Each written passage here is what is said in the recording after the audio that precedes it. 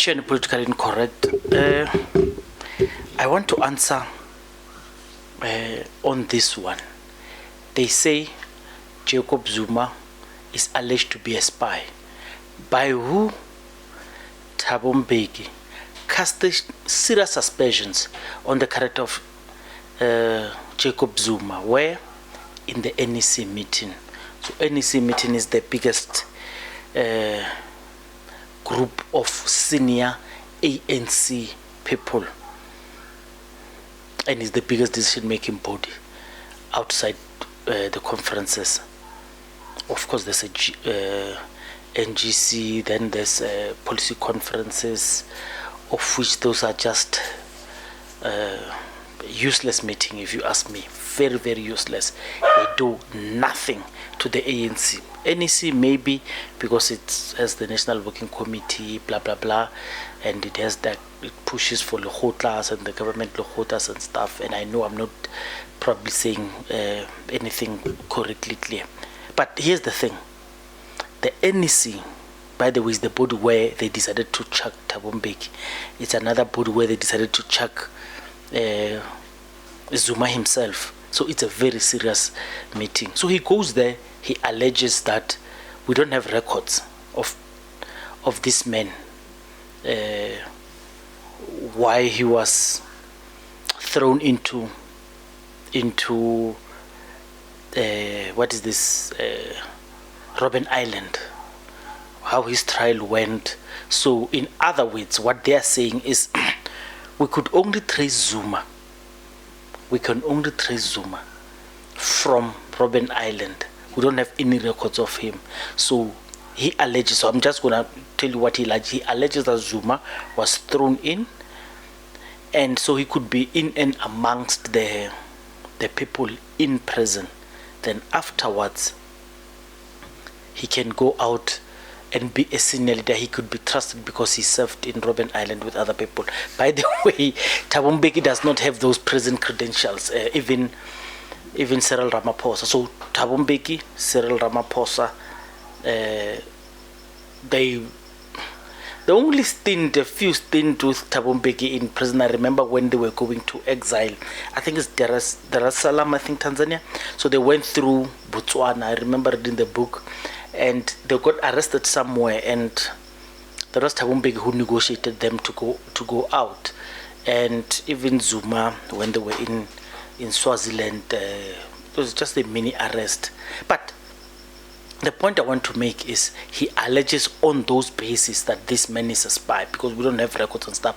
We're talking about someone who was a state president for almost 2 terms, and both of them are almost state president for almost 2 terms. They were very good and close friends in exile, and they were very senior. When I say very senior, I'm talking about like really, really senior, next to OR, and both of them next to OR and Mandela, big contributors in the negotiated settlement of South Africa.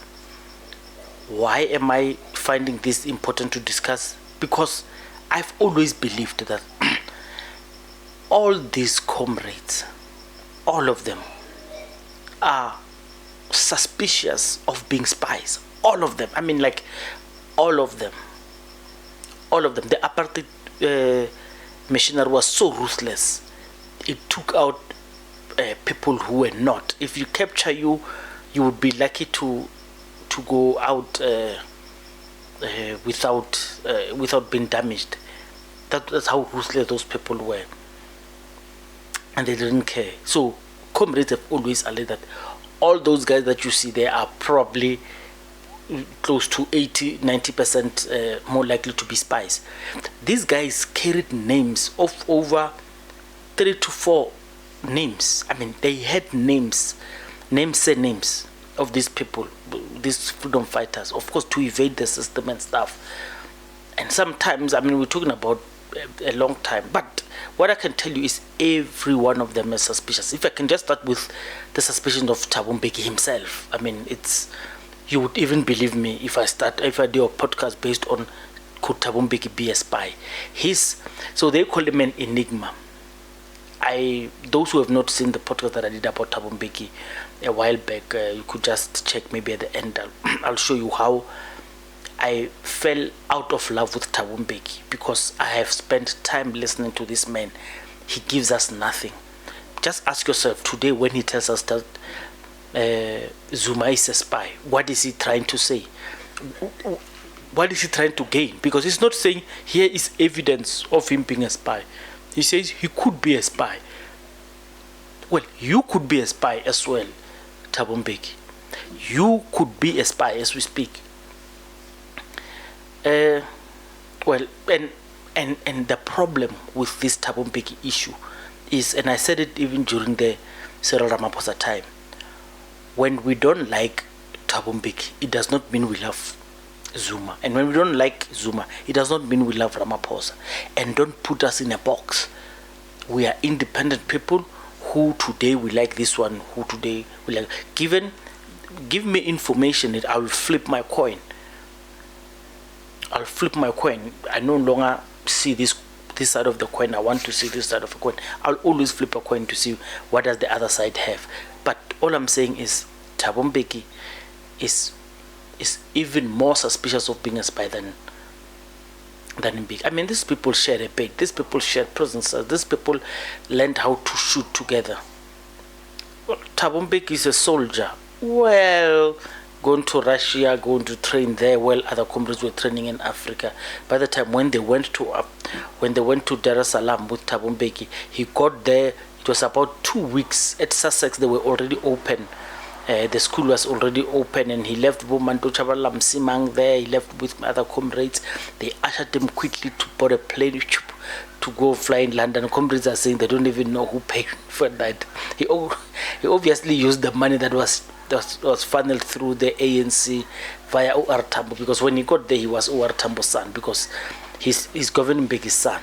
So Thabo Mbeki has always been royalty in ANC. There's always been royalty in ANC. Cyril Ramaphosa and Zuma, two different spheres. Both of them, their parents were policemen, apartheid policemen. None of them, I contest that they were faced with abject poverty, and that's the reason why they took the political lines. I bet not. If it is, it was just a making, not by design. It's just a deliberate making of them maybe living in poverty. Because if you were apartheid cop at the time, you yielded lots of power in the community and the space that you came from. So Zuma Senior and Ramaphosa Senior were apartheid cops, but Thabo Mbeki's father was a freedom fighter, Governor Mbeki. Why am I mixing all of these people? Is because I want you to compare them and tell me each one of them who can be a spy amongst them. Everyone is likely to be a spy. But I said during the Walus Jalus that I do not like watching that thing, because what are we gaining? What are we gaining from listening to him? Especially if it is what the freedom fighters told us, these people are the enemies. Their media is an enemy, and themselves are the enemy. If it comes from them, why? Because we were told by the ANC, and the ANC, I'm talking about Cyril Ramaphosa, Mbeki and Zuma. They told us these people were the enemies. Now they entertain them. And by the way, they keep telling us that that kind of media is their enemy. But whenever those media calls, they go there running. They don't go to other mediums. By the way, I recently had a conversation with Dr. Parilu Hotla, a very close in terms of working ethic, and I know comrades are alleging that he could be related to Thabo Mbeki through Ipanet Mbeki from Lesotho and stuff. Well, I've not tested that allegation, but they're very close in the way they work, and they worked nicely together. In fact, when I asked Dr. Parilu Hotla, who among the president of South Africa was on par with using numbers, he without a doubt said Thabo Mbeki. But here's the thing. Dr. Barilo Hutla believes on the country calling what they call not a national referendum, but a national dialogue. So what is a national dialogue? For all these years, Thabo Mbeki was calling for this. I've always understood it as it's just a meeting where people are going to discuss what is it that they want. You want to tell me after 31 years, the ANC does not know what South Africans want? Now these guys are taking us like we are fools. Man, we are not fools. They did it during Codesa. They did it in 1955 in Kliptown when they did the Congress of the People. That was a national dialogue. Now you know what we want. We've got WhatsApps. We can just send you WhatsApp. And I don't want to be seen as if I'm being simplistic on a critical level. There is nothing when we call a national dialogue that we are going to discuss. You know what white people want. You know what Indian people want. You know what all these people want. And you know what is the best interest of the country. And you know if you press this, what will this produce? It's simple. You said you were ready to govern as the ANC.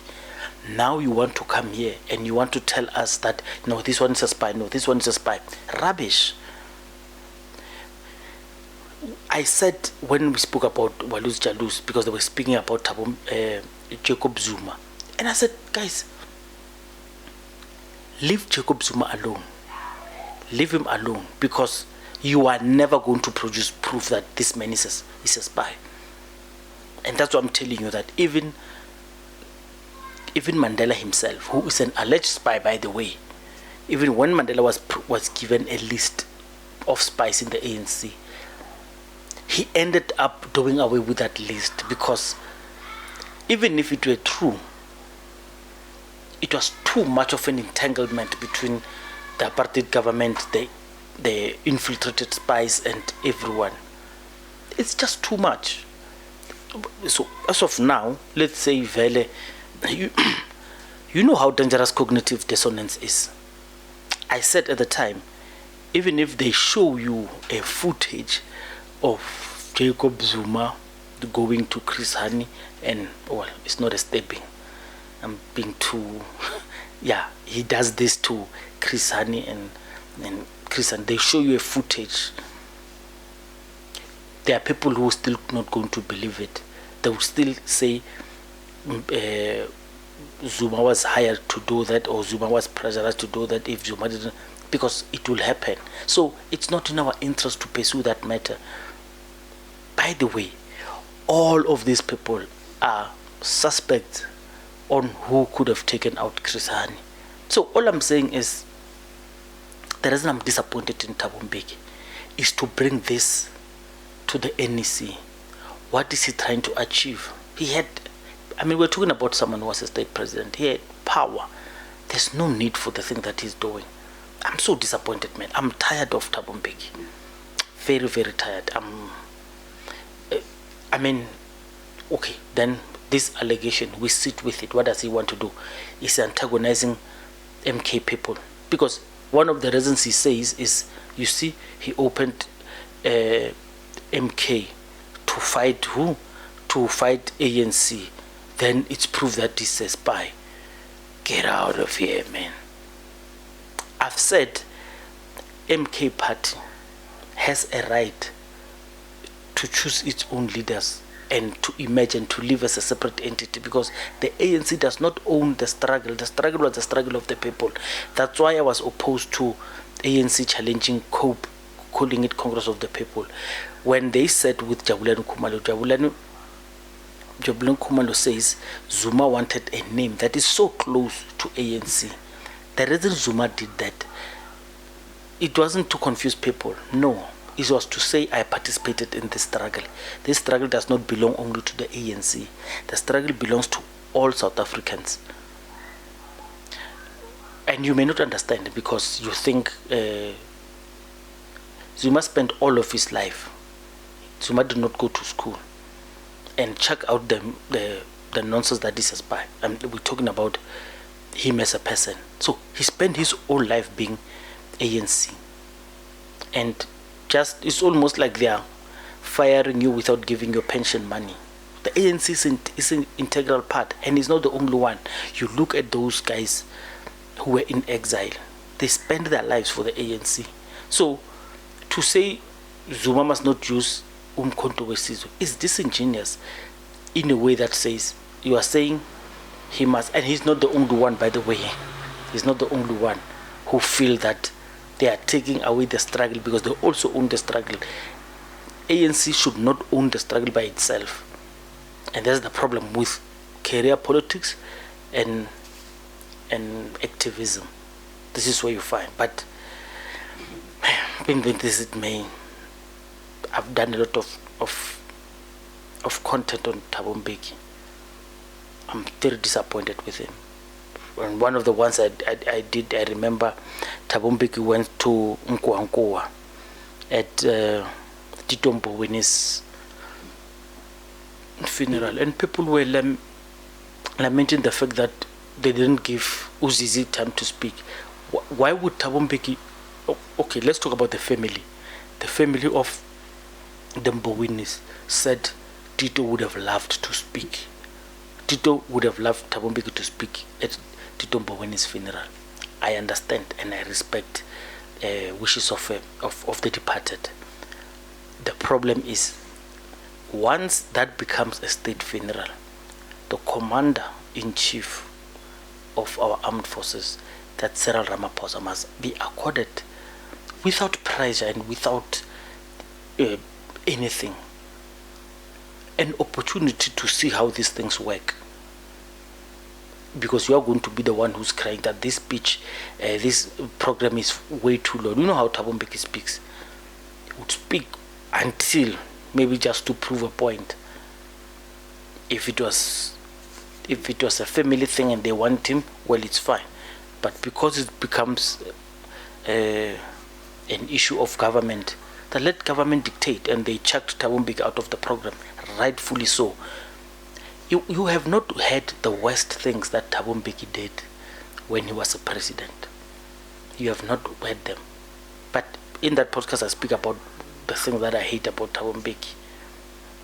I feel betrayed by Thabo Mbeki.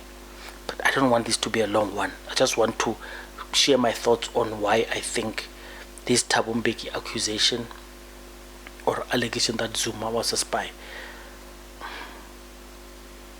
it's very ridiculous. I'm very disappointed with. I just keep getting disappointed with this man. Very disappointed. You ask yourself, what does Thabo Mbeki do for African people? What does he do? You know, being the smartest amongst us, and this is the biggest quarrel I have with freedom fighters, being the smartest around us doesn't automatically qualify you to be the best amongst us. So Thabo Mbeki is very smart, very, very smart, but he does nothing for us. We feel nothing for his smartness. Nothing. Thabo Mbeki, man. Thabo Mbeki. Leave Zuma alone. And people are saying he has not healed from Polokwane 2007. The more I speak, the more I want to tell you more stories, and I don't want this video to be long. Like I said in closing, I'm not protecting Jacob Zuma. He's got his own things and he's got his own allegations. And if I want to do a Zuma, you would see what I mean by say none of them is absolved of being a suspect. All of them, all of those freedom fighters, those who were within, those who were outside, those who were in and out, all of them, they are all suspects of being highly involved with apartheid forces. But Mashiach and politically incorrect. I don't know when will files be declassified. By the time these things are declassified, these guys will long be gone. The families would have chowed the legacy of their grandparents, and they would have acquired wealth beyond what you and I do. And someone would ask, what am I talking about? Go with your surnames and try to get a mining deal in Congo. You can't. You have to be one of these families who are politically connected in South Africa to go and have a mining right in Congo. Machine politically incorrect, let me not open another can of worms later.